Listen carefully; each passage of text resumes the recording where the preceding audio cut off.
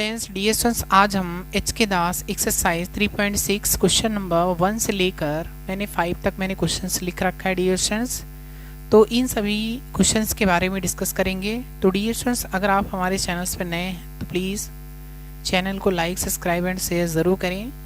तो dear students, इससे पहले मैंने एक लेक्चर्स मैंने आपको प्रोवाइड कर रखा है जिसे हम लोग बर्नौली इक्वेशंस बोलते हैं डियर स्टूडेंट्स।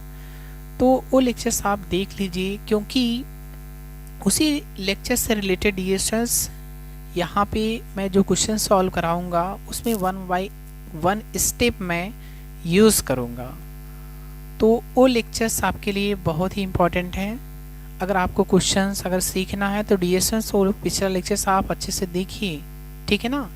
अब डियर स्टूडेंट्स चलिए हम आपको 1 से लेकर मैं 5 तक मैं क्वेश्चंस आपको सॉल्व कराता हूँ। सबसे पहले डियर स्टूडेंट्स हम क्वेश्चन नंबर 1 लेते हैं, ठीक है ना। तो इसमें हम सबसे पहले सॉल्यूशन लिखेंगे। तो हमारे पास में क्वेश्चन नंबर 1, ठीक है ना। अब आपके पास में डियर स्टूडेंट्स यहाँ पे दे क्या रखा है, यहाँ पे सर 1/y² है इंटू dy/dx है माइनस 1/y है इक्वल टू 2x है, e की पावर में -x है। आप इसको इक्वेशन 1 लेट कर लीजिए, ठीक है ना। अब देखिए यहाँ पे हम आपको एक चीज़ बताएंगे डियर स्टूडेंट्स, ठीक है। कई स्टूडेंट्स क्या करते हैं, क्वेश्चन तो सॉल्व करते हैं बट उनका आंसर क्या होता है, मैच नहीं करता है। सबसे प्रॉब्लम यहीं पे आती है, ठीक है ना। देखिए हम यहाँ पे देखिए, मैंने आपको पिछले लेक्चर्स में सिखाया था अगर इधर y वाला टर्म्स हो तो आप y से डिवाइड करोगे, बट यहाँ पे सारे जो हैं x के टर्म्स हैं। तो यहाँ पे जो टर्म्स y वाला टर्म्स होगा ना, जितने भी y के टर्म्स होंगे हम उसको लेट करेंगे। अब सबसे इम्पोर्टेंट बात ये चीज़ होती है कि मैं यहाँ पे -1/y लेट करूँ या मैं 1/y लेट करूँ, ठीक है। आप किसी एक चीज़ को लेट करिए, या 1/y या -1/y, दोनों का आंसर देखेंगे ना अलग अलग आ जाएगा। सिर्फ क्या होगा, जो कांस्टेंट है ना उसका साइन चेंज होगा, ठीक है ना। तो इस तरह की मिस्टेक इसको नहीं बोलेंगे। आप क्वेश्चन को सॉल्व करिए, आपका जो आंसर आ रहा है आप उसको लिखिए, वो आपका आंसर राइट है। अब कई बच्चे क्या करते हैं कि नहीं सर मुझे तो आंसर मैच कराइए, वही मेरा आंसर आना चाहिए, ठीक है, कोई दिक्कत नहीं है।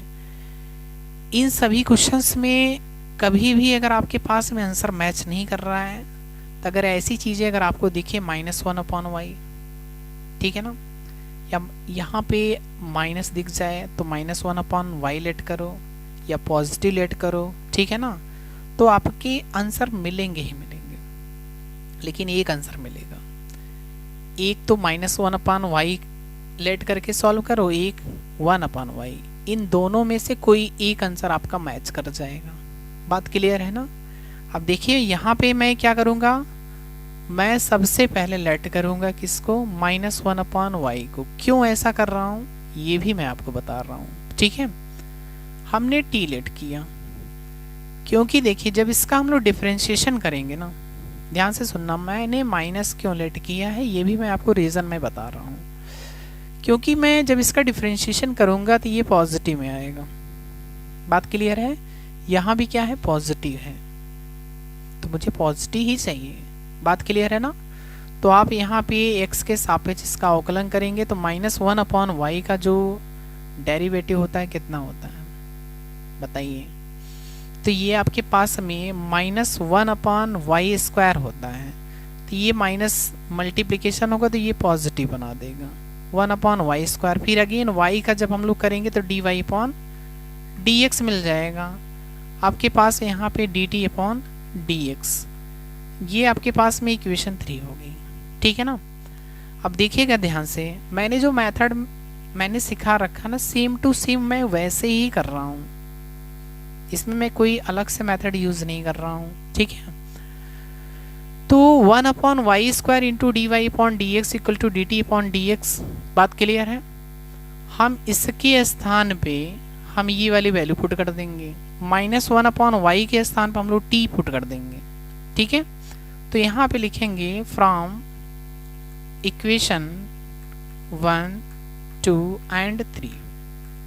ठीक है ना, इन सभी वैल्यू को आप पुट कर दीजिए तो आपके पास में dt/dx मिलेगा। यहाँ पे प्लस हो जाएगा क्योंकि मैंने -1/y equal to T late किया है, तो ये प्लस का t मिलेगा इक्वल टू आपके पास में ये जो x वाले टर्म्स हैं ये ऐसे के ऐसे ही रहेंगे। ठीक है, ये हमारे पास में इक्वेशन नंबर 4 हो गई। अब ये चीज़ आप ds देखेंगे ना, तो ये जो लीनियर डिफरेंशियल इक्वेशन आई ये किस फॉर्म में है, ये t के फॉर्म में है। लीनियर बन गई ना। अब जैसे ही लीनियर बना तो आपको मैंने 3.5 के क्वेश्चंस मैंने करा रखे हैं, इस तरह के क्वेश्चंस मैंने आपको अच्छे से बताए हैं। ठीक है, उसी तरह आप सॉल्व करिए, आपका आंसर आ जाएगा। जितने भी मैंने इसमें क्वेश्चंस लिख रखे हैं ना, सब में यही करना और कुछ भी नहीं करना है। ठीक है, आपको खुद सोचना पड़ेगा, आपको डिफरेंशिएशन इंटीग्रेशंस अच्छे से आने चाहिए। नहीं आते हैं तो मैंने आपको सिखा रखा है, आप प्लेलिस्ट में जाइए, इंटीग्रेशंस के डिफरेंशिएशन के वीडियोस आप देखिए। ठीक है ना, जिनको नहीं आता उनकी मैं बात कर रहा हूँ। तो यहाँ पे हम लोग dt/dx plus p t equal to q से हम लोग कंपेयर करेंगे। ठीक है ना, तो यहाँ से हम लोग कंपेयर करके हम लोग किसकी वैल्यू निकालते हैं, p एंड q की वैल्यू निकालते हैं। तो हमारे पास देखिए ये t है तो यहाँ भी t है, तो यहाँ पे कितना मिलेगा, कोफिशिएंट 1। तो आपके पास में p की जो वैल्यू आएगी ये 1 आ जाएगी। एंड हमारे पास में जो q की वैल्यू होगी, q की वैल्यू सर 2x होगा, e की पावर में -x होगा। ठीक है, तो ये हमारे पास में p की वैल्यू मिल गई एंड q की वैल्यू मिल गई। बात क्लियर है। अब इसके बाद हम लोग क्या करते हैं, इंटीग्रेटिंग फैक्टर्स निकालते हैं, फिर उसका जनरल सोल्यूशन निकालेंगे। उसके बाद हम लोग क्या करेंगे, ये जो मैंने टी लेट किया ना, यही वैल्यू पुट करना है और कुछ भी नहीं करना है। इसीलिए मैंने आपको 3.5 के क्वेश्चंस मैंने मैक्सिमम यानी सारे क्वेश्चंस मैंने करा दिए, एग्जाम्पल्स, एक्सरसाइज। ठीक है, हर एक क्वेश्चंस मैंने कराया है। तो आप उन सभी लेक्चर्स को आप अच्छे से देखिए, नहीं तो ये सब क्वेश्चंस नहीं सॉल्व कर पाओगे। ठीक है ना। अब यहाँ पे ds हम क्या करेंगे, सबसे पहले इसको रफ कर देते हैं। आप इसको वीडियो पॉज करके नोट करिएगा। ठीक है ना। चलिए देखिए, हम क्या निकालने वाले हैं बताइए। हम लोग निकालेंगे इंटीग्रेटिंग फैक्टर्स I.F। तो आपके पास में e की पावर में इंटीग्रेशन होगा p इंटू कितना होगा, p इंटू dx होता, मतलब जिसके रेस्पेक्ट में होगा ना, जिसके रेस्पेक्ट में होगा, या आप यहाँ से भी चेक कर सकते हैं, x में है तो वहाँ पे आप x लिखिए यानी dx। ठीक है, अब यहाँ पे आप इसकी वैल्यू पुट कर दी जाइए। p की वैल्यू कितनी है, p की वैल्यू 1 है, और 1 का इंटीग्रेशन कितना हो जाएगा, x हो जाएगा। तो e की पावर में x, और कांस्टेंट अगर आप ऐड करना चाहते हो तो ऐड करो, नहीं तो आप रिमूव कर दीजिए। ठीक है ना। तो हमारे पास में इंटीग्रेटिंग फैक्टर्स की वैल्यू भी आ गई। इसके बाद हम लोग क्या करेंगे बताइए। इसके बाद हम लोग सॉल्यूशन निकालेंगे, जनरल सॉल्यूशन। ठीक है, तो इसका सॉल्यूशन का आपको फॉर्मूला याद होना चाहिए। ठीक है, अब यहाँ पे ये जो इक्वेशन नंबर 4 है ना, मैंने बोला था अगर यहाँ पे y होता तो y इंटू इंटीग्रेटिंग फैक्टर्स लिखते थे। अब यहाँ t है तो हम लोग t इंटू इंटीग्रेटिंग फैक्टर्स लिखेंगे। देखिएगा ध्यान से, यहाँ पे तो हम सिर्फ फॉर्मूला लिख रहे हैं।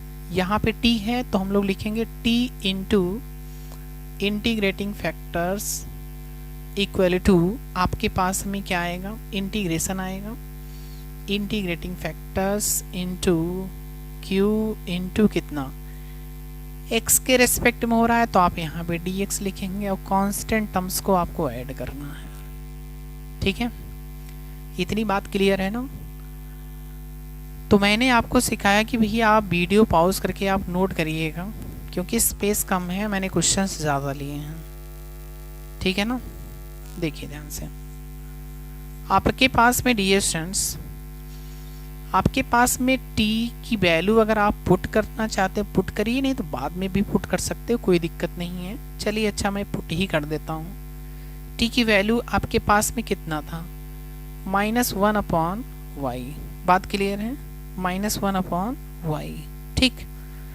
इनटू इंटीग्रेटिंग फैक्टर्स की वैल्यू कितनी आई है, e की पावर में x equal to integrating factors कितना आया, e की पावर में x। q की वैल्यू मैंने तो यहाँ रफ कर दिया, कोई दिक्कत नहीं है।